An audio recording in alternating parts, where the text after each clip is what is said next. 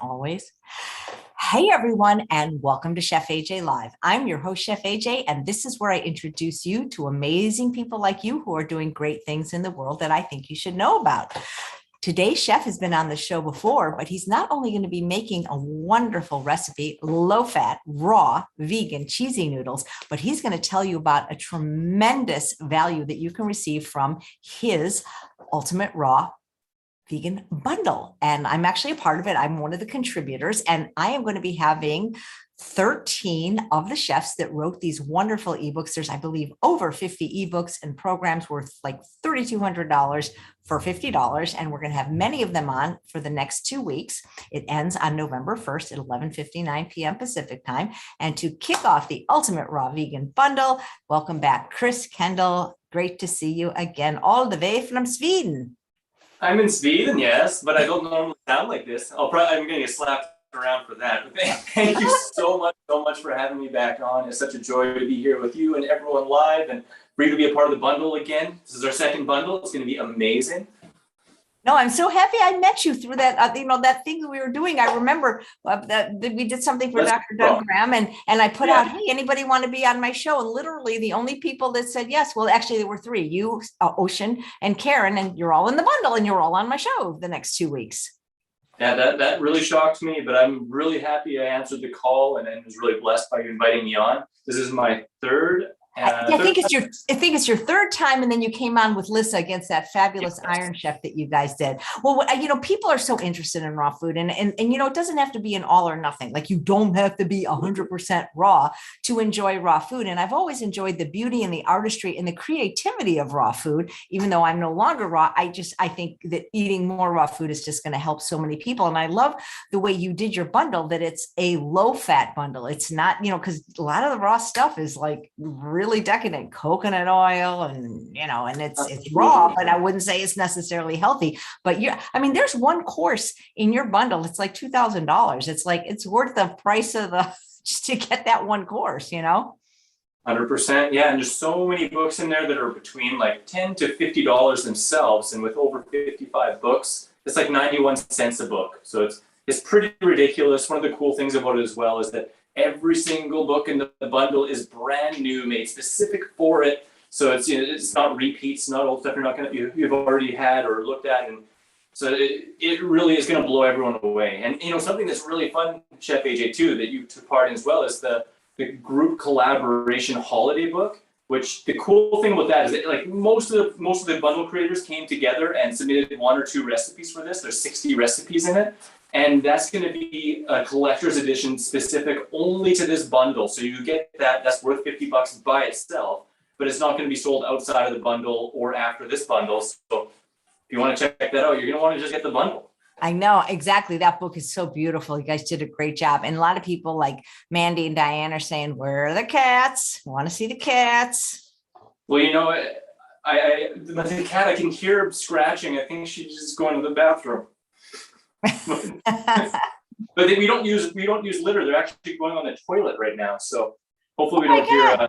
That's incredible. I didn't know you could. Did you train them to do that, or did they? That's amazing.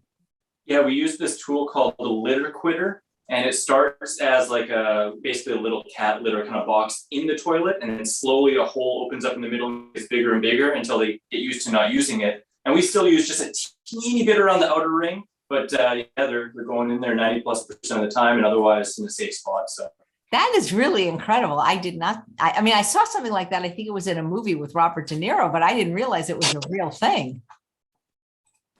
Yeah, I think it was Gypsy. That was a funny movie. That was a really funny movie. That is incredible. So you are the king of low fat, one of the kings, and there are a few queens too, of low fat, raw, vegan cuisine. Everybody knows you for your pizza, that's for sure. Yeah, I've gotten known for that a lot. Oh, we got one kitty here, fresh. There we go. This is a Leo. He wants to say hello. He's so cute. His paws are dipped in white. Yeah, well, both of them, both the kitties we have are white tipped paws. So hopefully Snooter will come around as well. But yeah, pizza is one of my favorites. It's funny, like the first 5 years of raw food, I ate so simple, basically just eating fruits and vegetables as is, barely made any recipes, didn't really eat much fat or seasonings or anything. And as time went on, I started making a lot of different recipes to mimic old favorite foods and to really showcase it to other people. And pizzas became one that was like a big goal. So I made an entire book, Frickin' Russian Pizza, which people, they rave about because it tastes literally like cooked vegan pizzas. It's amazing. I know that it's just, I wish, it's just so hard to get raw food out. Not that I go out anyway, but, really like in the early 2000s, there were so many raw restaurants, and I don't think there are very many left. Not quite, yeah, not as many, and it's wild. I didn't even see a restaurant for the first 7 years as raw being, in Saskatchewan. And then I saw the first one in Toronto, and there was a lot in California. But I think, but nowadays, yeah, there isn't really quite as many. I think part of that is because the low-fat raw vegan movement is growing more than the gourmet raw movement. And typically the restaurants are more kind of gourmet with heavy on the nuts and the oils and stuff like that. So while it's a really tasty treat, it's not something you really necessarily want to eat all the time. Yeah, that makes sense, because when I think about the raw restaurants like Roxanne's, which is closed, it was really like gourmet, lots of nuts in the lasagna and in the desserts, and I don't eat that way anymore.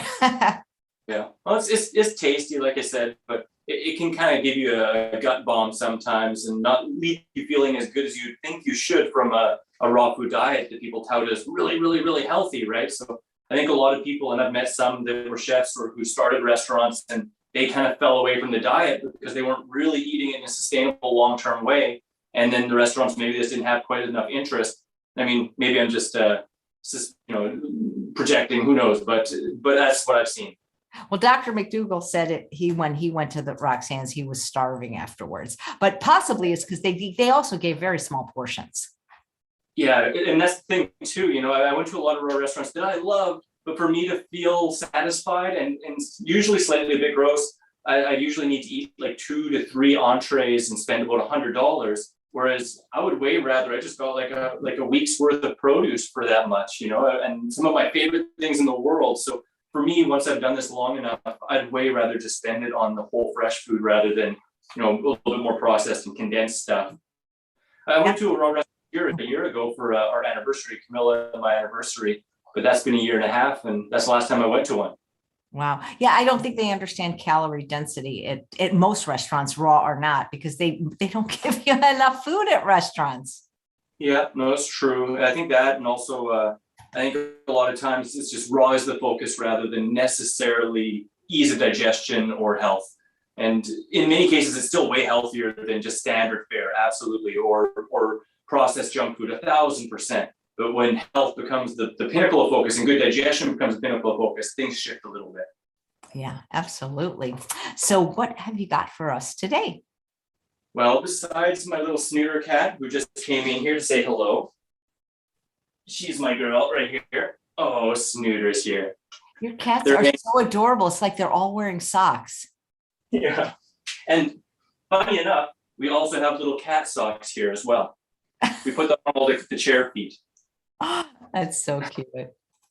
But what I have for you today is one of my favorite recipes that's in my book, that's in the bundle. The book I have in the bundle is called My 21-Day Fall Meal Plan. So it's got breakfast, lunch, pre-dinner, and dinner recipes, and it's all worked out so that it gives you enough calories, whether you're a semi-active, regular-sized female or a semi-active, regular-sized male, just a little bit more caloric need, and has like the shopping list all picked out and stuff like that, and loads of recipes. This is one of those from there that is one of my favorites. It's pretty darn tasty, pretty simple. I mean, what do we have here? 1, 2, 3, 4, 5, 6 ingredients, and easy and quick to make, and it's hearty. It's one that actually would be surprising to most people. It has about 800 calories just from this here. And when you see the portion, it's not absurd. I mean, low-fat raw vegans are known for eating huge portions because of the caloric density and the water content and fiber.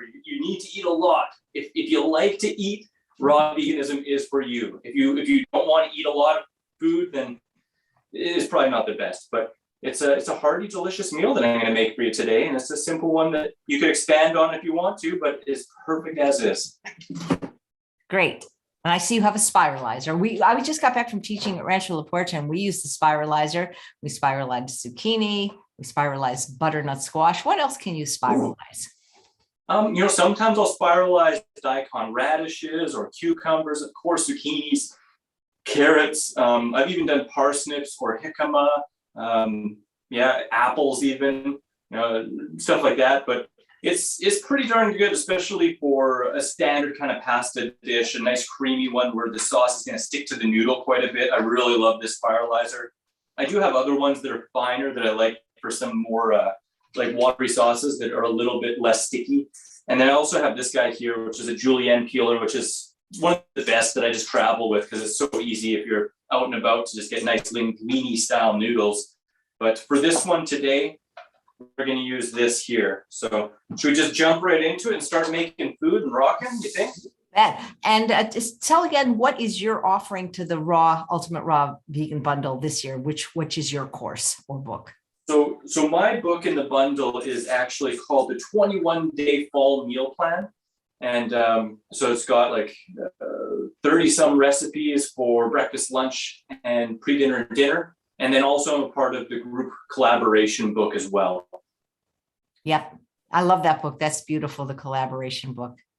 And if I understand correctly, the link should be in the description of this video. So, if anyone wants to click that and open it in a new tab and check it out while we're going, or check it out afterwards, just in a new tab. You don't want to leave this. You want to be here the whole time, of course, but definitely check it out. And something to mention actually as well with that before we even get into this is beyond the 55 books worth over $3,200, there's also a whole bunch of lives that are mostly on Instagram covering as many topics as we could possibly cover, really important topics, interviews, some food demos. I'm teaching yoga twice, and those are all linked inside the live schedule on that website. So the same link will bring you to the site. You can click live schedule, and the live schedule will pop up. There's over 200 lives there over the next 12 days. And yeah, all the links are right there. So you can just boop and go right to the live right on time. You guys are going to be busy. Yeah, we are busy for sure. Absolutely. But it's for a good cause. And we are so passionate about this lifestyle. It's so fun to spread. So what I'll do here to make things a little easier is I'll explain all of the ingredients that are in this recipe first, and then we'll start making some noodles. So for the noodles, I'm using zucchini. You could otherwise use cucumber or even Napa cabbage sliced thinly. I love that as well. We have about 1 pound of zucchini. We got corn. Now, truthfully, I wanted to get fresh corn on the cob, but the farmer's market here ran out on Friday, just past Friday. So what I have here is organic corn kernels, and we have 345 grams of corn kernels. That's about 3 cobs of corn. Then we have about 1/2 pound of tomatoes. I usually like plum or Roma for this because they're a little less watery and just a little bit more hearty, which is really nice for this sauce. We have corn. Who runs out of corn? I couldn't believe it. I thought it was going to be going a lot longer. They might even have it this week, but the vendors there, they didn't have it yesterday or today. So, and I ate the last week too that I had. So we have here about 0.15 pound or 70 grams of arugula or rocket if you're in Australia. Oh, Snooter, you'd better not jump up there. He's eyeing up the tower where the camera is. Snooter. Snooter, she snoots into everything. We have a 1/4 cup of really nice pumpkin seeds. And we have about a 1/4 cup of sun-dried tomatoes. So what we're gonna do is just chop a little bit off the end of this zucchini and leave a teeny bit of the stem. You'll see why. And I'm going to connect it to the old spiralizer with the stem end against the spikes. And the butt end right into the middle. And I'll just make it right onto this and hope that the bowl that I grabbed is big enough. If not, I'll grab another bowl. Now, if you're really being like super classy and presenting this, what you might want to do is peel the zucchini first so that there's not the little green ends on all the noodles. But I like this. This is nice organic zucchini. There's a lot of nutrition in the skin, so I'm gonna keep the skin on here. But otherwise, you can cut it off. And as easy as about 20 seconds, you get a whole bunch of these delicious zucchini noodles. You know, they even sell already spiralized noodles now in the store, both in the fresh and frozen section. It's so awesome. Yeah, and zucchini, I've seen beets too. I didn't even mention beets, and squash too. It's so awesome. And then you get one of these zucchini weenies, or I don't know what else you want to call it, but Zucchini weenie, that's cute. That's exactly what it is. We'll just break that off. Oh, I'm sorry. We'll break that off and just throw it into the Vitamix. And here is just the stem, so that way I left a little bit of stem on so that I don't really end up wasting any. We have all these beautiful noodles. Now, let's just see if this fits, and if not, I have a bigger bowl that won't look as pretty for the video, but yeah, we're gonna have to stir it in a bigger bowl, but that's fine. So I'm gonna put them in this nice silver bowl for stirring and then dump it in there for the final presentation, I think. If you want, you could get some scissors and chop up the noodles if you don't want that giant long noodle, kind of like Lady and the Tramp. But if you're sharing it with someone else, you might actually want those big noodles, right? I've done that in demos where I've done the Lady and the Tramp thing. Yeah. Oh, who'd you do it with? Oh gosh, his name, he was an ex-NFL football player. It was on the cruise ship. His name was, I believe it was Troy. Hope he's not watching. Ooh. I can't remember his name, but it was fun. I used to do it in cooking classes too. People always get a kick out of it. Absolutely. I wish I had Camilla here to do, but she'll be on next Friday, and she's out in the forest right now. But oh, that's your Camilla that's booked. Okay, well, like how many Camillas are there, right? Well, there's some, but yeah, no, that's my Camilla. So, or she's Camilla, and we're together. But yes, so I just want to. Yeah, you might have come in late, Curly Girl, but yes, all the recipes in this bundle, every offering is new. And the whole new book made from all the chefs, the holiday book. So yes, even if you bought the last bundle in April, which was fantastic. I did the Ted Carr course, which was like amazing. Yes, everything is new. Absolutely. Yeah, that's one of the things we really wanted to do, is make everything brand new and then have all these lives to make it almost like a virtual retreat, you know? There's a lot of online virtual courses and stuff that don't even have 200 calls, right? We're trying to turn it out for everyone to make it as fun and easy as possible to succeed with raw food. So we got the noodles there. That's basically it. What we're going to do is take these tomatoes and we're going to cut off about a quarter. Now, what I usually will do is cut off the top part, and the stem part I'll throw in the blender, because the bottom part or the top part that's nice, that can be diced up. So I'll just roughly cut off a quarter of each tomato, and that way too we're not getting the juiciest bits to go in the noodles. We don't want to water out the noodles. So just a quick chop. And I'm putting the tomatoes in the blender first because they are the more watery portion of the sauce. And that'll make it a lot easier to blend, especially if you don't have a really high-powered blender like the Vitamix. So I'm just gonna give these guys a nice loose chop, nice salsa-style dice. Are there any raw fooders that don't have a Vitamix? Some sad ones, you know, or ones that just aren't in the know, or just, yeah. I mean, that kind of is an essential tool. It's pretty dang awesome. And, you know, I just got an upgrade, which I'll show you in a second, which is pretty darn awesome as well, which I was going to use for the recipe, but because of the nature of the recipe, it's actually going to be easier not to. And while this seems pretty cryptic, it's going to become very clear in just a moment. So I have these guys here, and I'm actually going to put those on this little plate where the tomatoes were to garnish near the end. And what I was just kind of cryptically talking about is this BioChef vacuum attachment that goes on the Vitamix. So I have heard of that. I'm using it for most of my recipes, but because I'm using this arugula, and you'll see that later. I don't want to break the spell. This container works on the Vitamix. It's got a special top on it that gets completely airtight, and then you put the BioChef thing on there, and it sucks most of the oxygen out as much as it possibly can, which leads to smoother sauces, more savory, more tasty, more rich, less air bubbly, more antioxidant rich sauces, smoothies, whatever you're making is pretty darn cool. So that's a new thing that we've been using, but I'm not going to be using today, and you'll see why very shortly.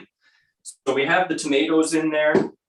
I'm going to add the corn, which again, fresh is going to be best, but otherwise in a pinch, frozen organic corn is good.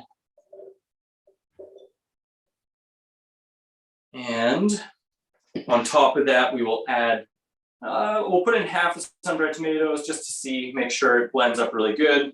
And we'll put the pumpkin seeds in there.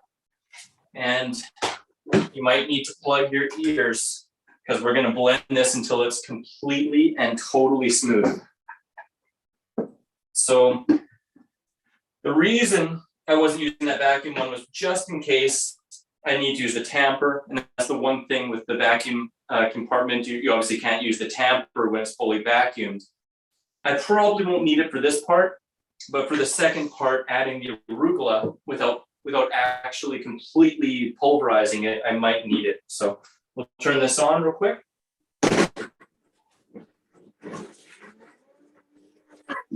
Guys, check out the bundle if you haven't. It's really beautiful. They did a spectacular job with the photos in all the books. And the TED card course is great if you're trying to get a vegan business off the ground. This is a new one. This is a weekend one. So, and I've contributed videos one day of the Ultimate Weight Loss Conference that happened in Las Vegas. Quite thick, so I need to tamper it down. And you know, the Zoom did mute it. So sometimes, Mandy says she loves how you knew that arugula was called rocket. Oh, yes. I mean, with a name like that, it's hard to forget, and it just sounds so cool. Like, even though I'm not an Aussie, I love to say rocket. I think more kids would eat it if it was called rocket. I mean, it is, but if we called it that, because it's a more fun, like you say, it's a more fun name. We could start a campaign. We could just go for it. No, switch the name in solidarity for Australia.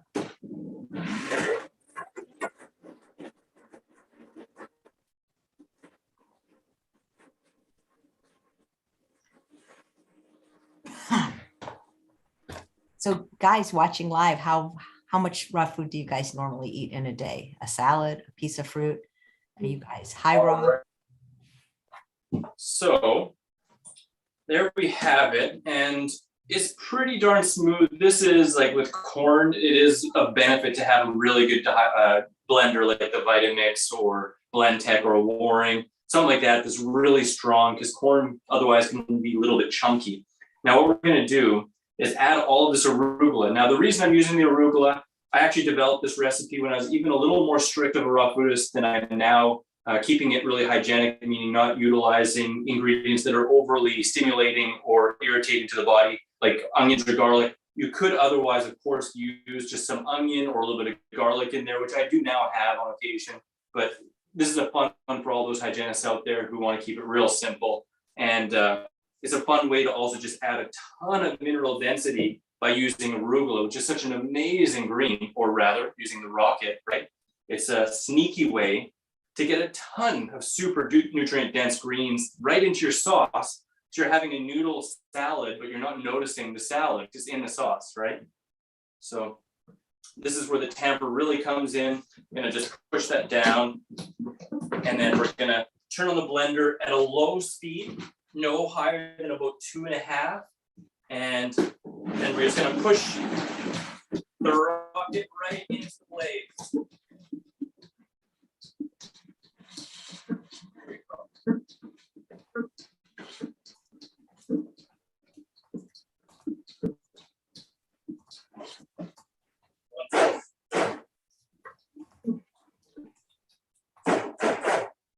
There we go.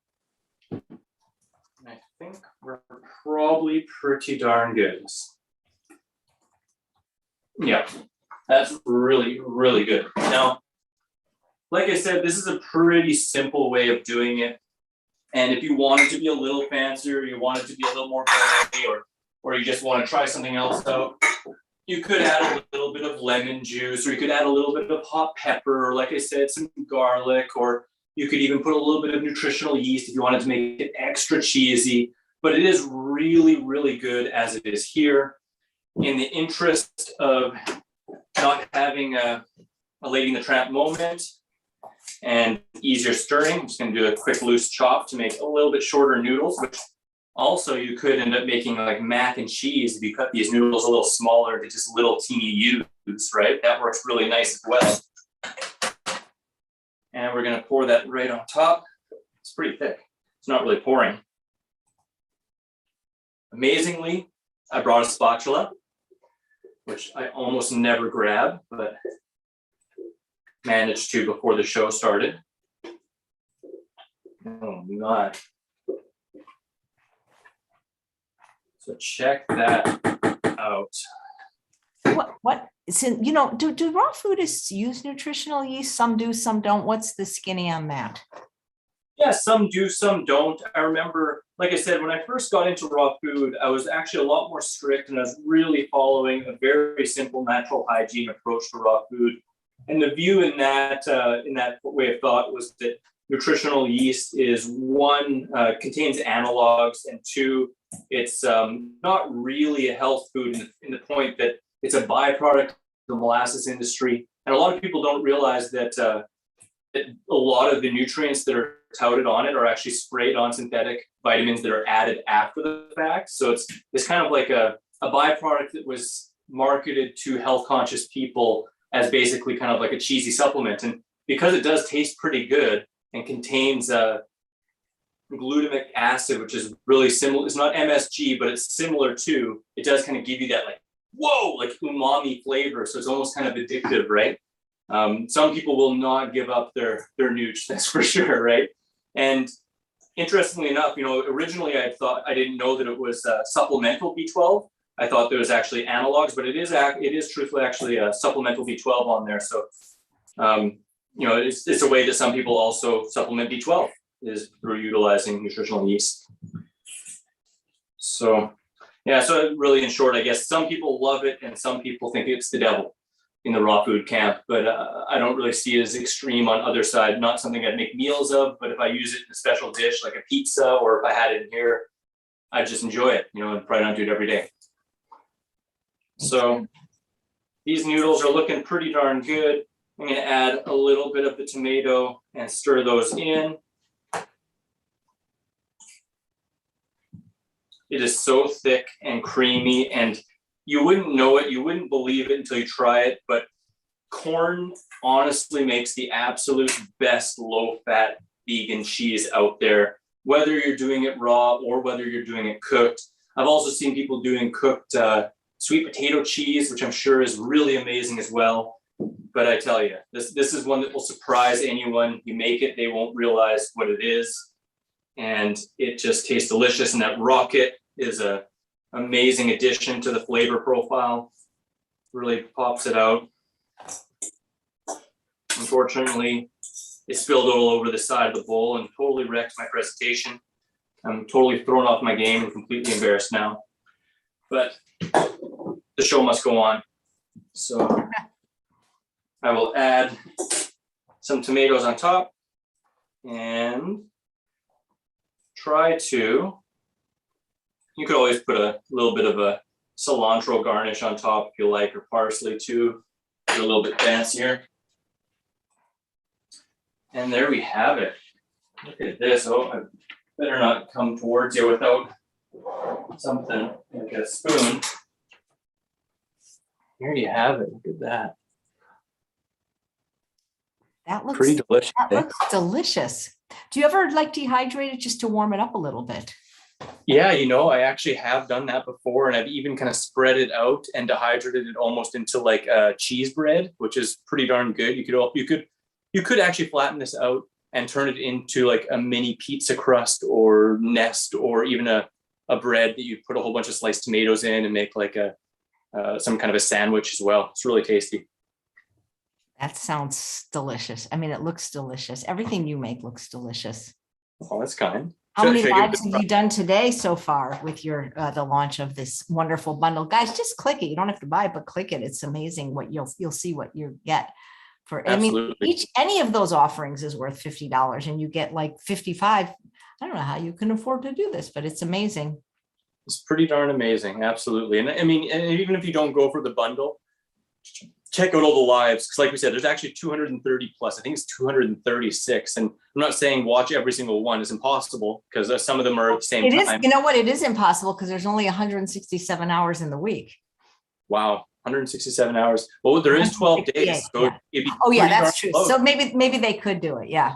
Maybe could, but a lot of them, though, they will be saved on everyone's individual Instagrams, you know, and I'm going to put some up on YouTube in the coming weeks and months too, sharing those out and chopping them up a little bit. So you'll be able to, but I mean, even if you just look at the schedule, you'll be able to pick out the 10, 15 or 2 or 5, whatever it is that just jump out to you or on a topic you were wondering about, because we go into some controversial stuff and also just interviews and stuff. So it's a lot of fun. It's going to be really, really good. What is controversial in the raw food world?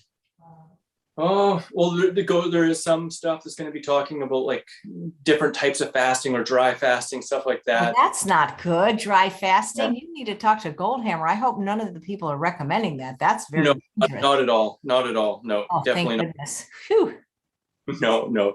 So yeah, and there's some that are just actually on like raw vegan myths and stuff like that and debunking. And so there's a lot. I'm not trying to say there's tons of kind of stuff like that, but there's a lot of topics that I think need more attention to help people to live a happier, healthier, more streamlined, healthy raw food diet, you know? So that's what we're trying to do, is turn out not only delicious food, but a lot of really good education to make this easier for everyone. Because you know, when you get it, it's so much fun and it's so delicious, and we just want to spread that.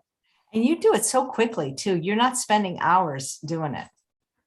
No, and you know, truthfully, it's funny because while I'm a chef, I'm a pretty lazy chef, and I usually like to just spend like 15, 20 minutes in the kitchen, and I can spend an hour or two, just like, you know, my mom used to on Thanksgiving or wherever, right? It's maybe all day sometimes. I can do that too if I need to, but most of the time I prefer just to make it quick. Like today, all I've had is I sat down and I ate a whole bunch of cherimoyas. I just cut them in half, had a spoon. I had 2 meals of cherimoyas today.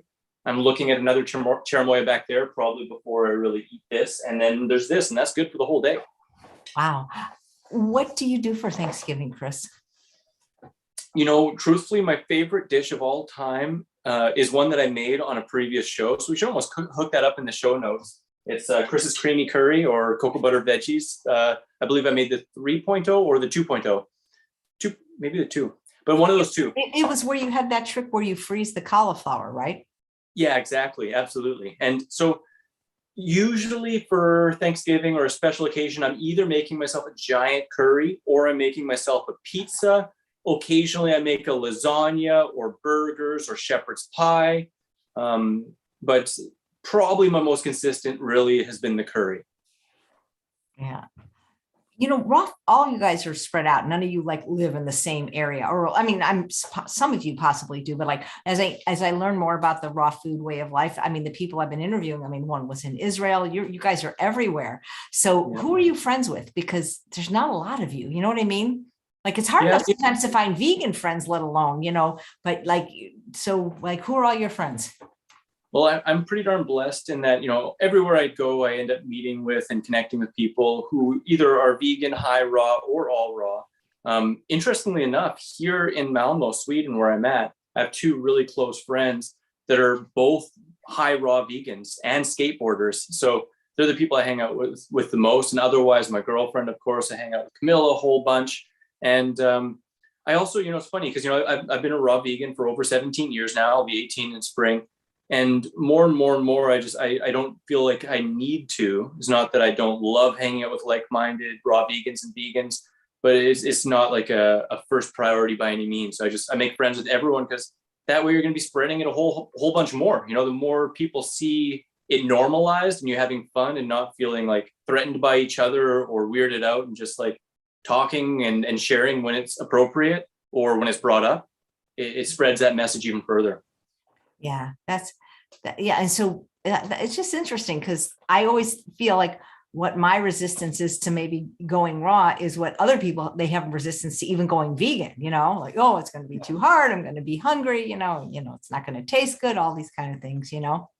Yeah, it's true. You know, and there's always going to be roadblocks, but it's just, what are we focusing on? And for me, I'm focusing on one, it just feels so damn good and it tastes so good. And it's actually easier in my mind than veganism.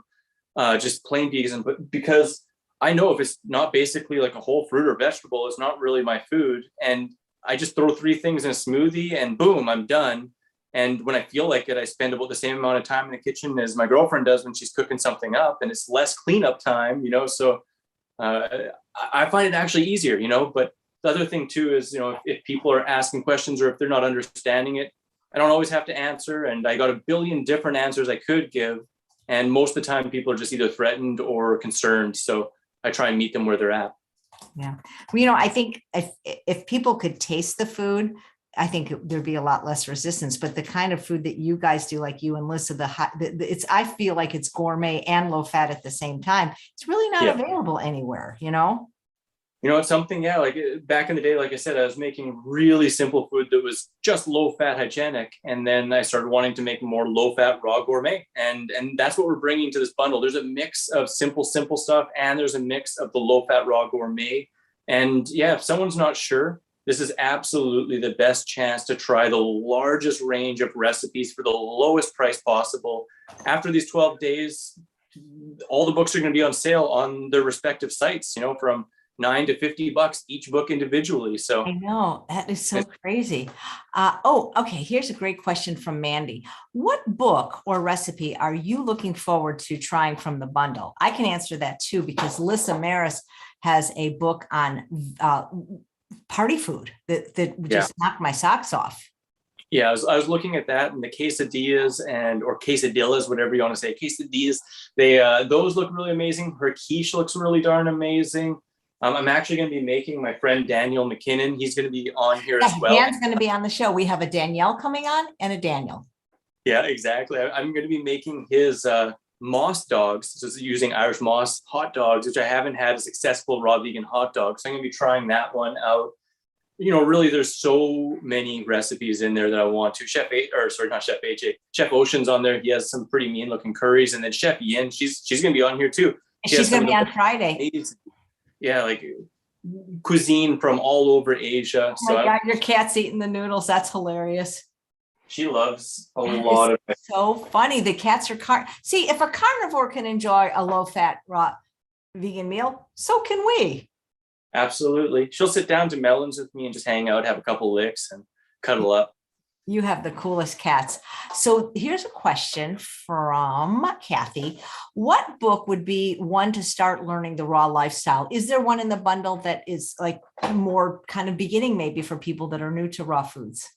Absolutely. There's actually quite a few. And, one that jumps out to me right now is from another long-term raw foodist named Peter Check. He's really, really great. He is actually also the founder of the Fresh Food Festival that was out in the Czech Republic, and then was in Denmark for a while, and is going to be moving back to the Czech Republic. And he has a book that I love the title. It's called Fruit Can Save Your Ass and the Planet Too.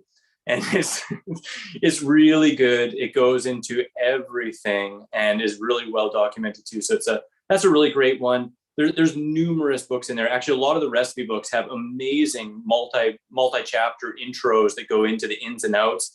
Lots of them that are busting myths and going over common misconceptions about raw food and how to make it simpler. But yeah, that's definitely a standout there.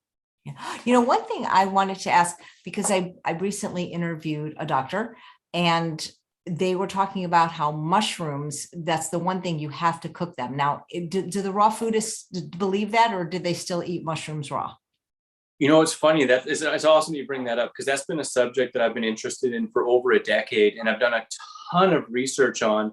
And it might be surprising to a lot of people, but it doesn't matter what community you're in. Sometimes people just hear something, they repeat it without even doing their due diligence of really looking into the studies.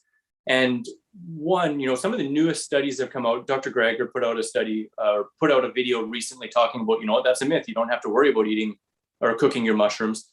But what he didn't even go into in that is that the original studies that a lot of doctors and vegan doctors and people around the world always referred to and said you shouldn't, because of the agarotine content could potentially be carcinogenic. So you should always cook just in case. And some people made a way bigger deal of it, and some made a little less and just said, it's probably to be on the safe side. But when you actually look into the studies that are referenced, one, they're done on mice and rats.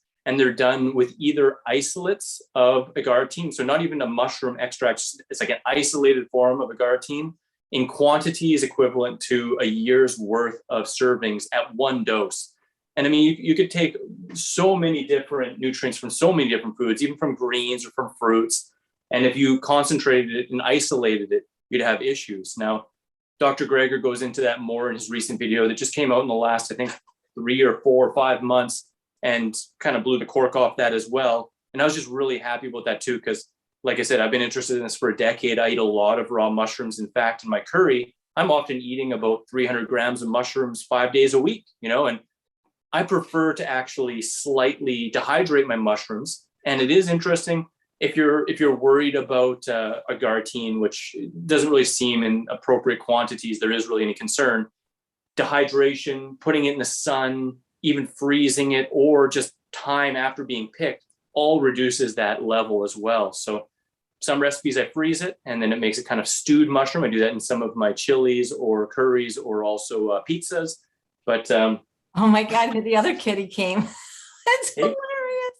hey, Leo, they're the best. But yeah, so I don't find it to be a concern. I love mushrooms. My favorite are cremini, and I like some button and some shiitake sometimes, and some portobello sometimes to make some portobello pizzas or burger buns, even some oysters on occasion. They can be pretty darn tasty.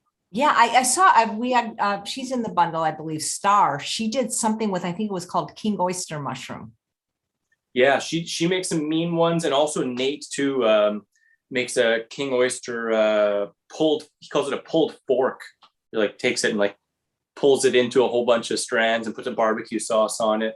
It's one of the best textures, to simulate old flavors and stuff like that. And interestingly enough, it's kind of funny. Like with all my research into mushrooms, I can't believe I didn't find this before. But just last week, I was doing some research, and shiitake mushroom is actually pretty rich in vitamin B12.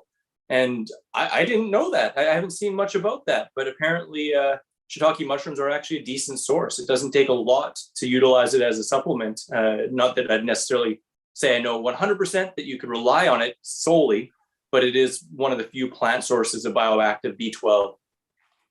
Great. Somebody's saying mushrooms have intelligence and they're not plants. What, I don't know what that means. Have you heard that? Yeah, for sure. Mushrooms are pretty wild in that they, some people say their spores came from outer space, and others, this the biggest, oldest living organisms in the world are the mycelial network and mushrooms. And I mean, mushrooms themselves are just actually the fruiting body. It's like the sexual organs of the network underneath the ground, which in one like square foot can be like miles of mushroom mycelial going underneath there. So it's a pretty crazy subject, and it doesn't really totally fit in the plant kingdom or the animal kingdom. It's pretty rare, the vegan who claims they aren't vegan, but there are some, but they are incredibly nutritious. And yeah, it's pretty wild when you go into that, like into the mystery of plants and fungi and trees. Like they all communicate with each other through the mycelial network, or at least that is a postulate definitely out there. It's pretty magical.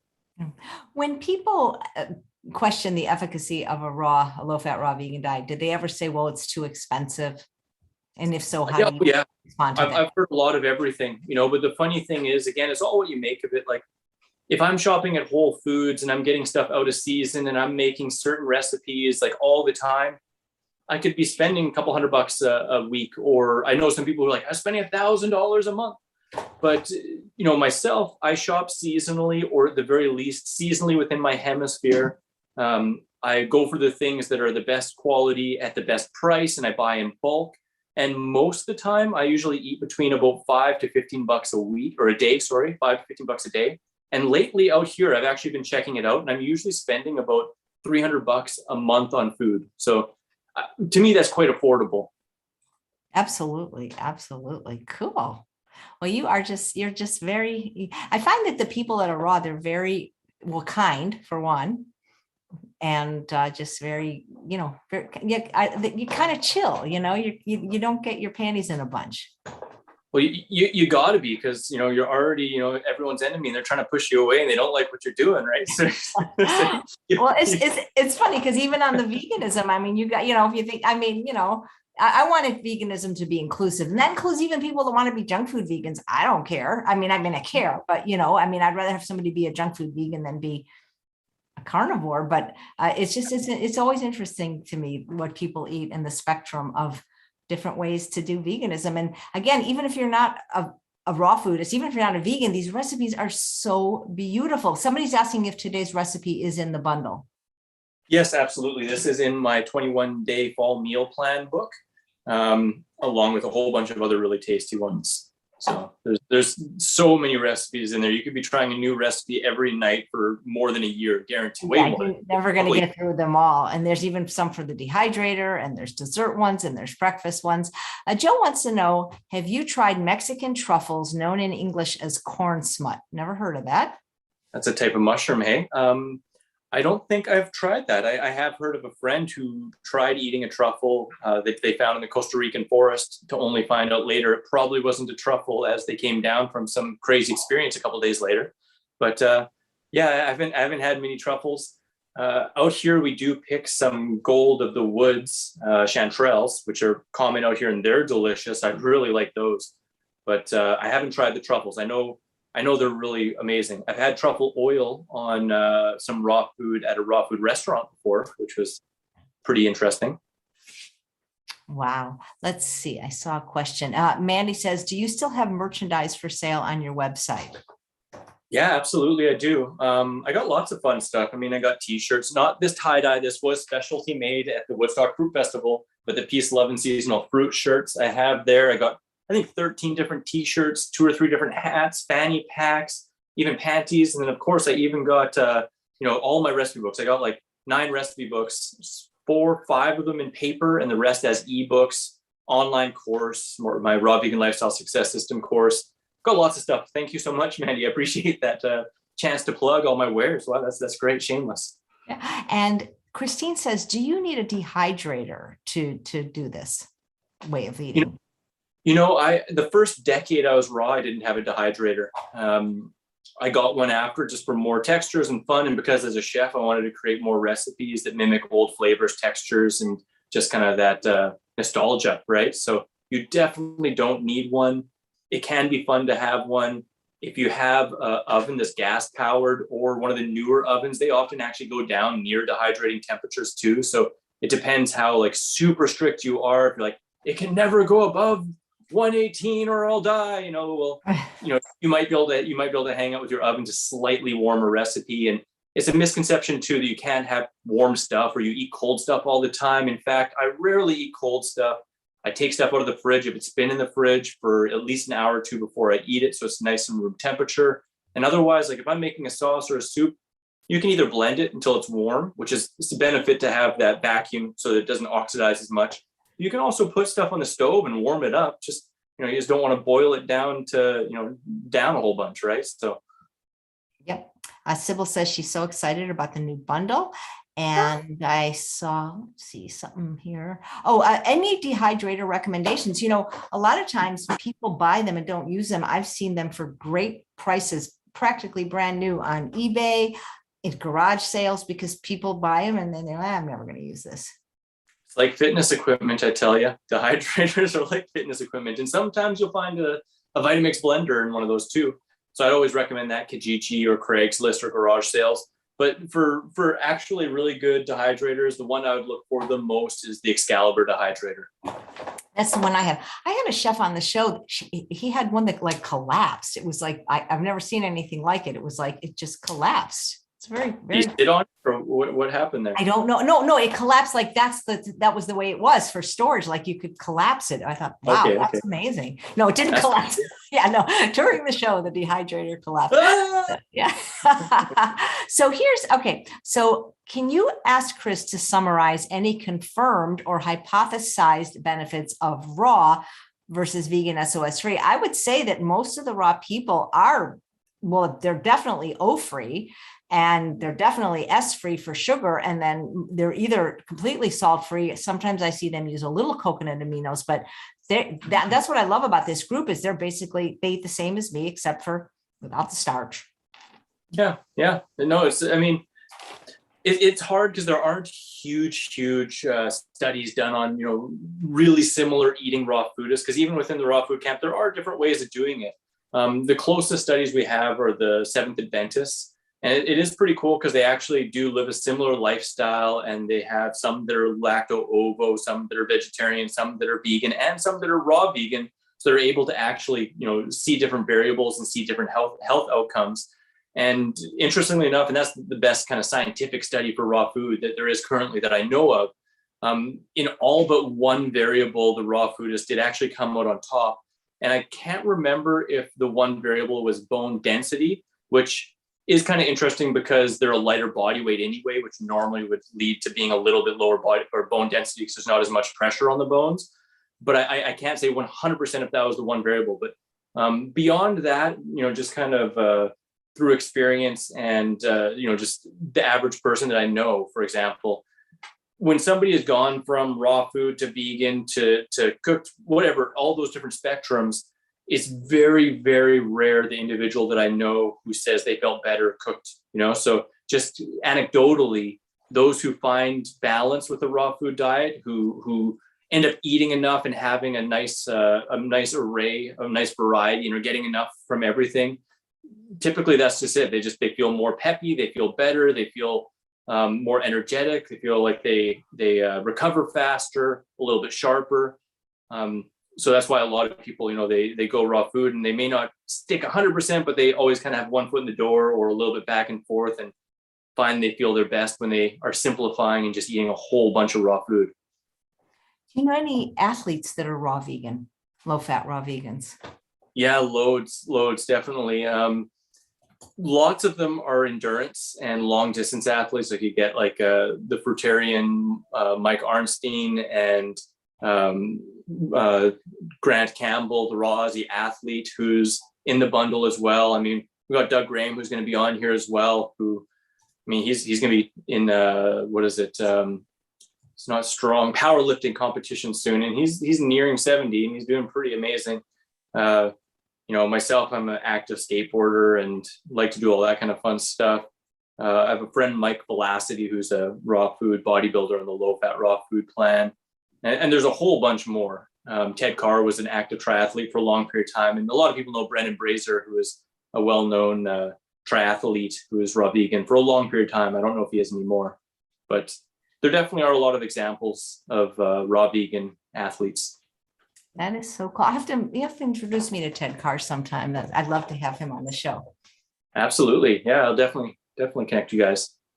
So somebody's asking me, what food group am I in? So if you mean like the way I eat low fat, SOS free, but I eat starch. So I guess I just hate, that's my camp, I guess, like Google camp, but yeah. I love raw food and I love the recipes and I think they're fantastic. And I went to the culinary school I went to was raw. So question, do you eat onions and garlic raw of course, because if you're raw, you have to eat them raw. So that would I eat onions much more often than I eat garlic, but I do eat both on occasion. Most of the time when I'm eating onions, it's either like a mild white or red onion or a green onion or chive. And most of the time, it's either like chives or green onions chopped up, the green part in something, or otherwise the bulb in the blender to add some flavor to the sauce. I've gone long periods of time without them, like 5+ years without any at all. And there are some benefits to that, but I do also enjoy the taste of it. And sometimes too, that's another kind of fun one, which I do with the cauliflower. If you chop up onion and freeze it, it lessens the irritating qualities a little bit, but also too, when it thaws out, it's really soft and seems almost like sauteed onions. Yeah, that's really cool. Your freezing trick. When I say you, I mean raw foodists, you can't really eat legumes, right? Because no, you can eat most, not all, but say lentils or mung beans or adzuki beans or garbanzos. I actually have some garbanzos over there that are sprouting right now. I don't a lot, and I went probably a decade without any sprouts like that at all. But I do enjoy them time to time, especially for different dishes. Like if I'm making a falafel, I want to add some sprouted chickpeas, and if I'm making some dal, because I make some Ethiopian or some East Indian dals, I want to have some sprouted lentils in there, right? And I'm making a burger, I might blend up some sprouted lentils, and it makes it more kind of meaty and dense, right? So beyond that, of course, there's a really dense nutrition and some different amino acids in more concentrated form in lentils. So it can be a nice addition and boost up your protein if you enjoy it. But yeah, they can be a lot of fun. Right. Jackie says that the raw bundle is amazing, and Alexi says she doesn't see fanny packs on your website. Oh no. Well, they must have sold out, but I do have fanny packs also on my spring Teespring. So if you write the Raw Advantage Limited fanny pack in Google, so the Raw Advantage fanny pack limited, the Raw Advantage Limited fanny pack, it will pop up. And I have some brand new ones, which I could grab, but I'd have to go off camera for probably 10 seconds. So I don't know if that's worth it or not. That's up to you. Question, are there any raw chef certification course recommendations? Truthfully, that's kind of a tough one.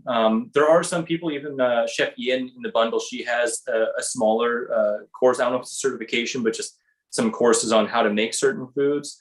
And there are a bunch that make a little bit more gourmet. Because I am, really simple, low fat, I don't know any that really are that way. And I mean, the whole bundle is all focused on simple, low fat, raw vegan, right? Let me think. I know some. Hey, if Dr. Graham taught a course, this would be his course. Take a banana, peel it, eat it. Well, the funny thing is, I did put it in the course, and I don't know 100% if he's still holding it. And if he is, then that is probably one of the best ones that's out there. It's called, what was it? Food and Sport is his website. Food and Sport, Simply Delicious. Oh, I can't remember, but he has a pretty cool culinary course as well that I did go to like 10 years ago, which was really darn good. And yeah, there needs to be more out there, and I'm sure there will be more in the near future.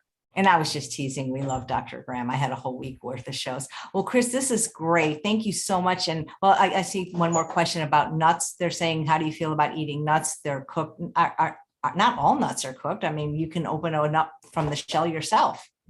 Yeah, absolutely. And, nuts are less heat sensitive than some other foods. And as long as you can sprout it, like you can get some nuts that we've heat processed to some extent, but still are viable and still sprout. Myself, though, I typically actually don't eat a lot of nuts. On occasion, I eat walnuts. I actually have some walnuts from a tree we got in Gotland gifted to us.